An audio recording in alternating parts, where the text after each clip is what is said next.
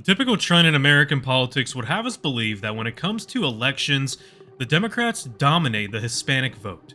However, in the 2024 election, that seemed to turn that belief on its head, with Hispanic men especially swinging hard toward the Republican column, and the margins were too big to ignore. While there's certainly several factors at play here, this might very well be a large-scale manifestation of a trend which we've been observing right here in the state of Florida for years now. Basically, the rest of the country is catching up with and learning from the style of policy and leadership that has made Florida's GOP so successful in the Hispanic community.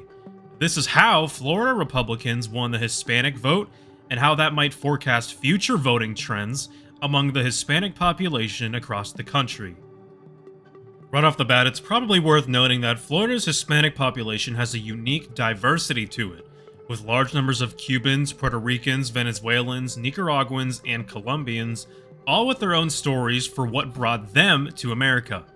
The Cuban Americans most famously fled from the communist regime of Fidel Castro and found America to be a land of freedom, opportunity, and Christian values, in stark contrast to what had taken hold on the island. Because of this, the Cuban American community has built up strong protectiveness of their personal liberty and developed a strong entrepreneurial spirit as they see the economic freedom of America as something that should not be taken for granted. With Venezuela also suffering under a far-left regime, a great deal of Venezuelans who have fled that country for Florida sympathize with this pro-freedom, pro-business mindset, as do many Nicaraguans who've seen their home country slide further and further to the left since the radical Sandinista party retook power in the 2000s. This might be enough to bring many to support the Republicans right off the bat, but we also can't ignore that for the longest time, the Democrats have perpetrated a stigma that Republicans are racist, vicious, and unwelcoming to immigrant groups. That narrative might have deterred some Hispanic voters if the Democratic Party's own platform wasn't so unpalatable. Heavy business regulation, secularism, wokeism, high taxation, it all seems too familiar to the rhetoric of demagogues in Cuba, Venezuela, or Nicaragua, and naturally it drove more Hispanic voters to hear the GOP out and learn what the party was actually like. As we've discussed in our previous video, Florida's GOP doesn't fall into the trap of social justice and identity politics the way Florida Democrats have. The Florida GOP has effectively been of the persuasion that a rising tide lifts all boats, and that instead of promoting division, the state ought to work toward improving the common ground we share, which is faith, family, and financial opportunity.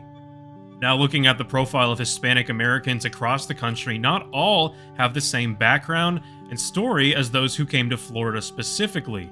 However, those socially conservative values of faith and family remain consistent, and the woke policies of the Democrats can come off as alien, abnormal, and abhorrent. Even in cases where Hispanic Americans may align more closely with Democratic economics, Democratic social values become a deal breaker. Trump accelerated this trend by leaning heavily into culturally conservative messaging.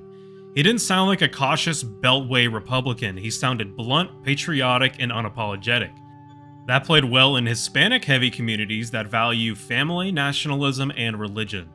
His 2020 and 2024 performances in Miami-Dade County showed just how far the shift had gone. Republicans weren't just holding Cuban precincts anymore, they were flipping areas with more broad Latino mixes. Chronologically, the rise of the Florida GOP has been tied to its relationship with the Hispanic community really gaining ground under Jeb Bush, who was fluent in Spanish, had a personal connection to the community through his wife, and pushed Spanish language ads on a scale never before seen by the state's GOP. Rick Scott would double down, investing millions in Spanish language ads during his own campaigns and increasing his outreach to Florida's various Latino communities.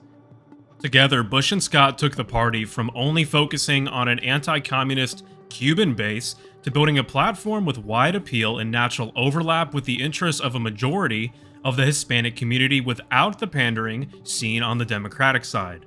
And of course, we can't talk about the Florida Republican surge without mentioning Donald Trump and Ron DeSantis. As stated earlier, Trump's populist messaging was inspirational to the country at large and for many Latinos. Trump was more than just another politician. This was someone with the potential to shake things up and, quote, make America great again. While Trump's immigration policy might have been assumed to be controversial among the Hispanic community, the fact is that Trump was and is looking out for Americans of all backgrounds, and keeping out illegal immigrants is part of that. Perhaps even more so for Hispanic Americans, as with so many illegal aliens coming in from Latin America, Latin American communities in the US are probably going to be their first choice of residency, and these communities will thus be most directly impacted by the negative effects of illegal migration.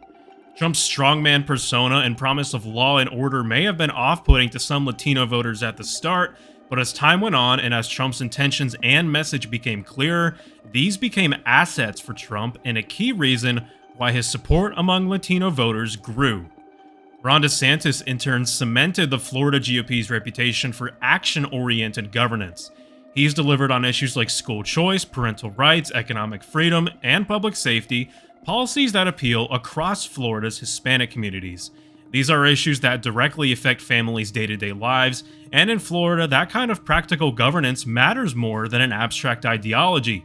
DeSantis hasn't just talked about values, he's enacted them, showing voters that the party isn't just a cultural brand, but a functioning government that works for them. Together, Trump and DeSantis have reinforced the message that the GOP is listening, acting, and protecting the interests of Hispanic families, while the Democrats remain focused on ideological battles that don't connect locally. Thank you all for watching. This has been Eric Darty with Florida's Voice. If you enjoyed this video, remember to drop us a like and subscribe for more.